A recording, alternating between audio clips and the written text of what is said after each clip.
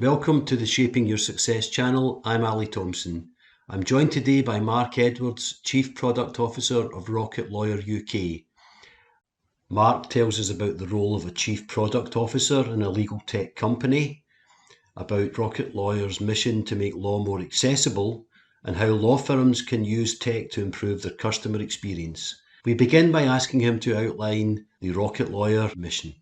We hope you enjoy the episode. So I'll keep it really simple. We've been around for about 15 years. We started out in San Francisco.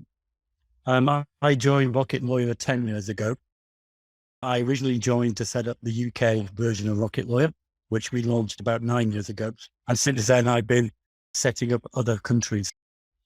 We're in France, Netherlands, Spain, and we've recently launched Brazil as well. And our mission is to make the law affordable and simple. That's on the premise that today, most small businesses and individuals, families, when they have a legal issue, they actually don't go to a lawyer. Lots of research has been done to show that actually lawyers, unfortunately, the last people that they go to, often about 80% of people try and work it out themselves or use online resources or go to the accountant. So really, we've been trying to make the law affordable because price is, a big concern, but also make it more accessible, simplify it, make it more convenient so people can, access legal advice online. And so that's our mission. Yeah, brilliant. Thanks. I did, as part of the promotion for today, circulate an article that showed the rise of Rocket Lawyer and LegalZoom. And one of the questions that came in was, what trend does the rise of companies like Rocket Lawyer and LegalZoom mean for law firms and for students starting legal careers? So, focusing on students, I would say it's options. You now have a lot more options than you did a few years ago if you want to practice law. The regulations have been liberalized and things have changed quite a lot down here. I know Scotland's still watching how they kind of experiments going on. I think with probably three major things that have happened recently in England and Wales, there's a lot more options for your students to get qualified and practice. First of all, 2019 in England and Wales, we allowed solicitors to act independently and advise customers outside of a law firm. So you can set up a company and you can start providing advice without being inside a law firm. We've got the SQE, the qualifying exam that's coming online at the moment, which will allow you to, with some preparation, take an exam once you've had 2 years experience and qualify without going through a formal training contract. And then technology, I would say at last is really starting to take off in the legal industry. I think law's been dragging its feet really quite a lot in the, the adoption of technology. Is probably the last kind of major industry to really embrace technology. I think technology is really starting to come into its own in the legal practice and helping people, get legal advice conveniently in ways like we're talking today. Probably unheard of a few years ago, I think, in law. Yeah, and it shows you how people's expectations are being shaped by the best products of tech companies, the ones that create these frictionless customer experiences. We now expect that everywhere, everything we do. And the ability to do that is there as platforms develop and plugins, and people are able to integrate a lot of this functionality into really small businesses. So fascinating stuff. Your role as Chief Product Officer, could you just explain what that role is, please? Yeah. So, it comes back to the customer, right? As I mentioned earlier, we're striving to make the law affordable because we believe that a lot of people are priced out of getting legal advice, and make it simple. And my job really is to build those products and services in a way in which they are simple and affordable. So we are working on something that we call the Rocket Legal Cloud. So we're striving to digitize the whole of legal practice, onto one platform in the cloud and make it accessible both directly to small businesses and to consumers, individuals and families, but also through APIs. We've opened up our platform so that other companies can integrate Rocket Lawyer services into their apps, into their website, so that Rocket Lawyer can help people wherever they need legal help. So that's what we're doing. We're building that legal cloud. And my role is to build that out, both in terms of the user experience you'll have if you're using Rocket Lawyer on your mobile phone, but also the services behind that. I was mentioning earlier that the regs changed in 2019. So we have lawyers that work for Rocket Lawyer, employed, and some of them are consultants, and they provide advice to our customers, in England and Wales, which is something we can do. So really productizing those services and making the interaction between the customer and the lawyer and all technology really slick, so that it's very efficient, helps keep the price down, and just helps more people who don't normally get help come to us and get the legal help that they need. So that's what our role is. Yeah. Brilliant. Thanks for that. And it does show you when you talk in those terms, when you think back to something like the 80s and 90s, where the only way to get legal advice really was to cross the threshold of a lawyer's office by and large and just be in front of him or her and ask for advice and possibly find yourself propelled into a feeing environment. And then to see it being changed with everything shifting online and cloud platforms and accessibility is totally transformative. Hence the rise of businesses like Rocket Lawyer. I've been around in the legal industry for quite a while, but Yeah. I haven't practiced it like you, but yeah, that's what it was like in those days, wasn't it? That was really the only way you could get help, was to go and visit the local law firm and sit around in the foyer waiting for your appointment.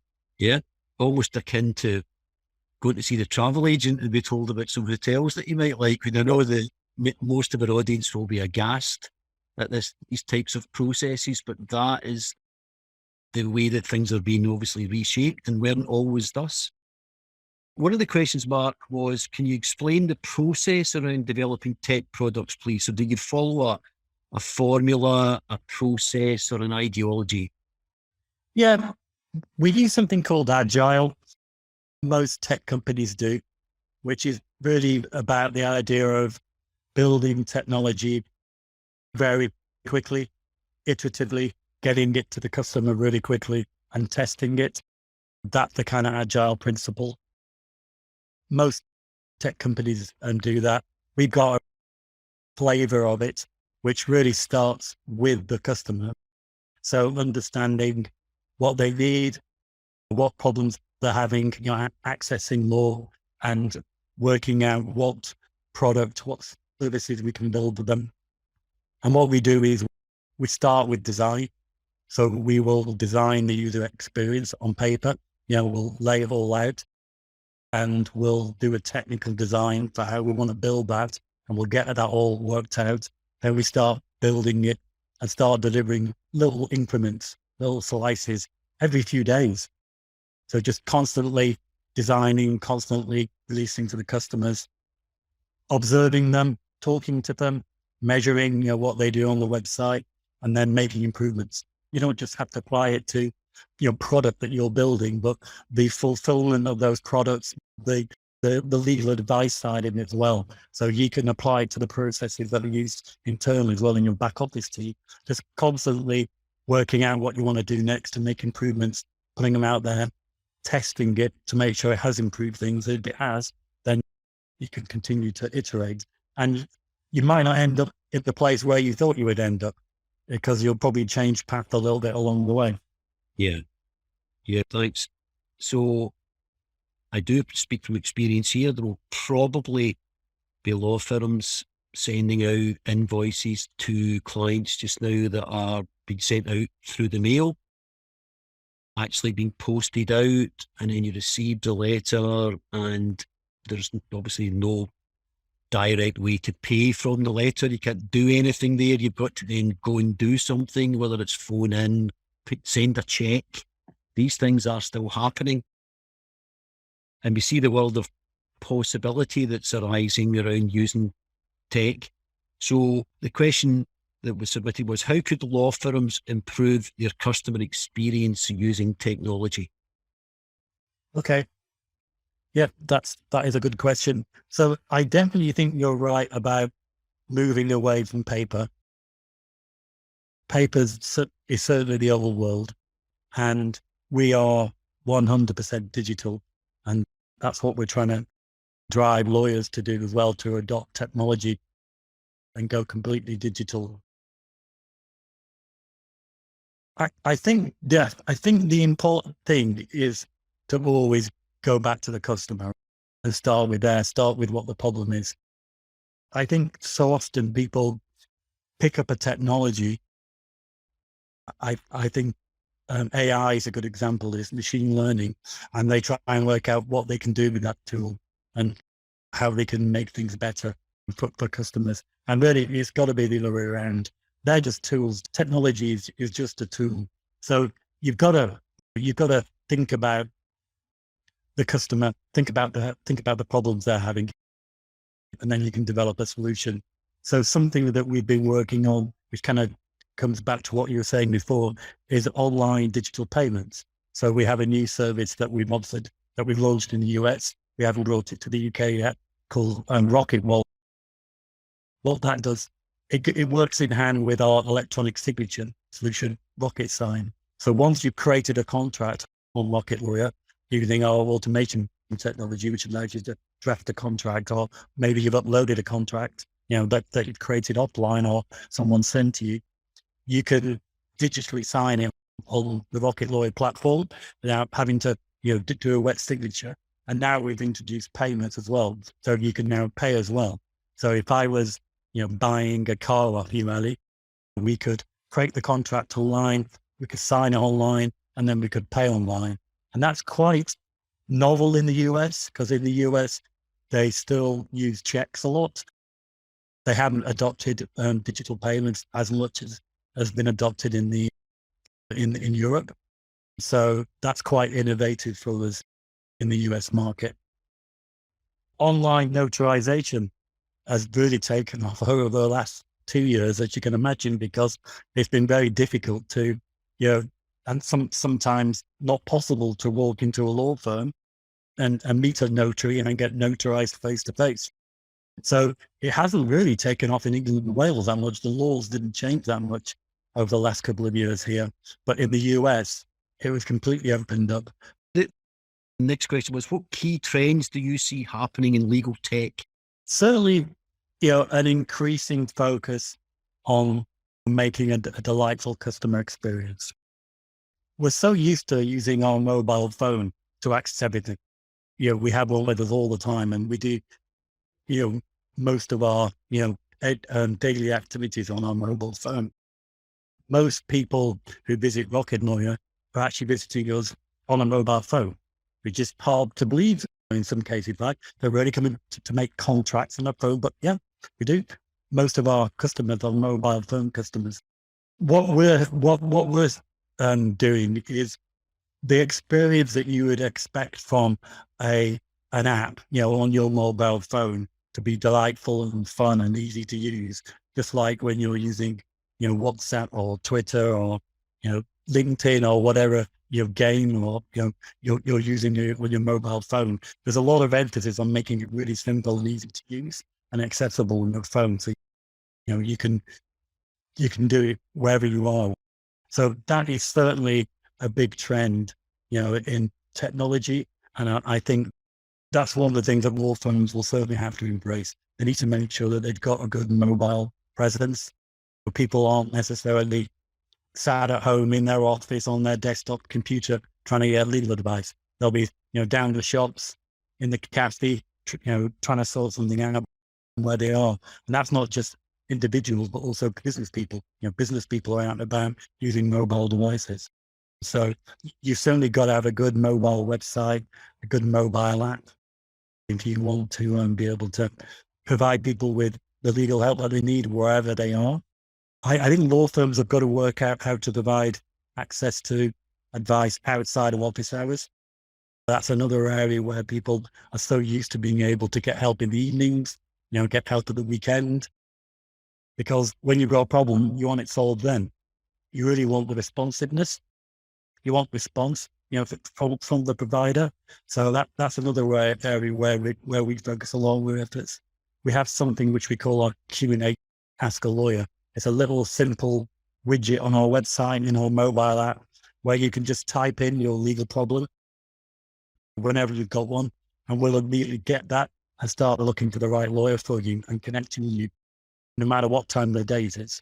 And then we'll set you up with a legal conference consultation online so that you can get the help that you need. So video conferencing, we've all become very used to using it over the last 2 years. It's been forced upon us, but actually, I think we've realized how important it is now in our life. I could have traveled up, to Glasgow today, but it's very convenient that we can do all this online. Mobile video conferencing, a couple of really important things for us at the moment.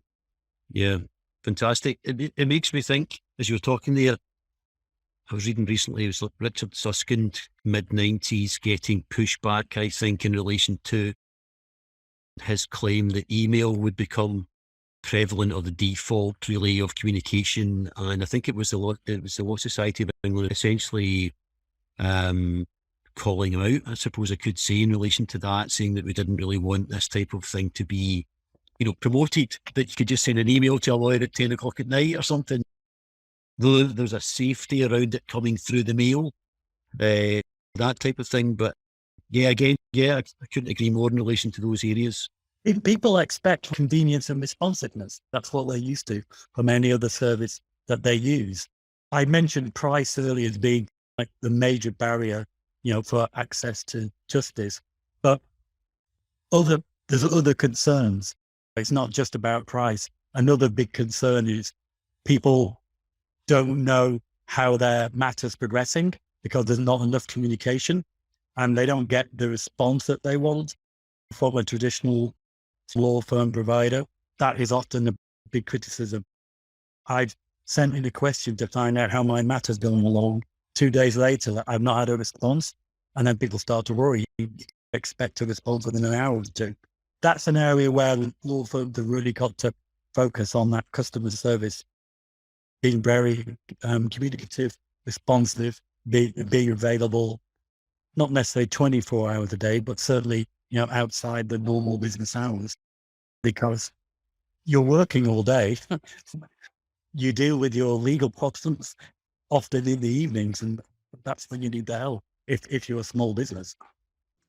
That's it for episode 1. Thanks to Mark for such great insights. Much to ponder, no doubt. Please join us for the second episode, where we discuss more about legal tech and how it can shape the future of your law firm.